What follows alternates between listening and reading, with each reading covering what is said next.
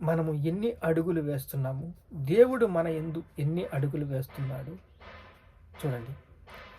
ఈ పిలుపునకు మీరు అజాగ్రత్తగా ఉండకండి.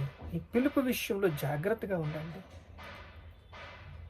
ఎందుకంటే 2వ తిమోతి రాసిన పత్రిక 1వ అధ్యాయం, తిమోతి 1వ అధ్యాయం 9వ వచనము, మన క్రియలను బట్టి కాక తన స్వకీయ సంకల్పమును బట్టి, తన స్వకీయ సంకల్పము, అనాది కాలంలో సంకల్పం ఆయన మన క్రియలను బట్టి కాక ఆయన తన స్వకీయ సంకల్పం బట్టి మనల్ని రక్షించి పరిశుద్ధమైన పిలుపుతో ఆయన మనల్ని పిలిచెను.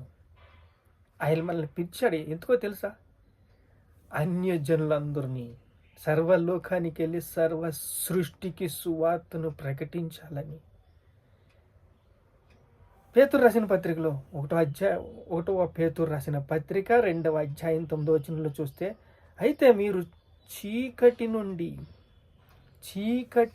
నుండి ఆశ్చర్యకరమైన తన వెలుగులోనికి మిమ్మల్ని పిలిచిన వాని గుణాతిశయము పరిచయము చెయ్యు నిమిత్తము దేవుని సొత్తైన ప్రజలై ఉన్నారు. దేవుని సొత్తైన ప్రజలై ఉన్నారు. మీరు భయపడకండి. దేవుని ప్రేమ మీ యందు ఉన్నది. దేవుని కృప మీ యందు ఉన్నది. దేవుని సర్వ సమాజము దేవుని విశ్వసిస్తున్నారు, నమ్ముతున్నారు. చూడండి, కీర్తన 47:1లో సర్వజనులారా చప్పట్లు కొట్టండి, జయధ్వనులతో దేవుని గురించి ఆర్భాటము చేయండి. సర్వజనులారా చప్పట్లు కొట్టండి, జయధ్వనులతో దేవుని గురించి ఆర్భాటము చేయండి. దేవుని ప్రేమ మనల్ని ఎంత ఆకర్షిస్తుందో చూడండి.